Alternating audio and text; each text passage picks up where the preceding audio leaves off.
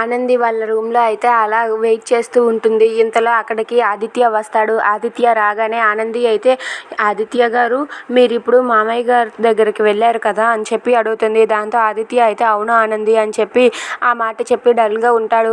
అది చూసి ఆనంది అయితే ఇలా అంటూ ఉంటుంది, ఆదిత్య గారు మీరు ఏమీ అనుకోనంటే ఒక విషయం అడగచ్చా అని చెప్పి అంటుంది. దాంతో ఆదిత్య అయితే చెప్పు ఆనంది అని చెప్పి అంటాడు.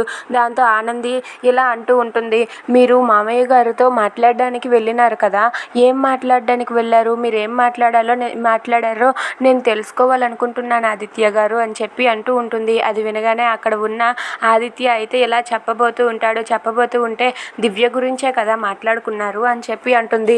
అవును నీకెలా తెలుసు, అసలు దివ్య ఎవరో నీకు తెలుసా ఆనంది అని చెప్పి అంటాడు. అది వినగానే ఆనంది అయితే ఒక్కసారిగా అలా చూస్తూ ఉంటుంది. అసలు దివ్య ఎవరో నీకు తెలుసా, దివ్య నా గర్ల్ ఫ్రెండ్, అప్పుడు నేను పెళ్లి చేసుకోబోయే అమ్మాయి, నా మనసులో ఉన్న అమ్మాయి ఆ అమ్మాయే, తన పేరు దివ్య కాదు అలేఖ్య. తను నా మనసులోని జ్ఞాపకాలన్నింటినీ కూడా మొన్నే తుడిచేశాను. అలాంటిది మళ్ళీ తను నా ఎదుట పడిందంటే నేను మళ్ళీ ఏమవుతాను, అందుకే నాన్నగారికి ఈ విషయాలన్నీ కూడా చెప్పానని చెప్పి అంటాడు. అది వినగానే ఆనంది అయితే ఒక్కసారిగా షాక్ అయిపోతుంది.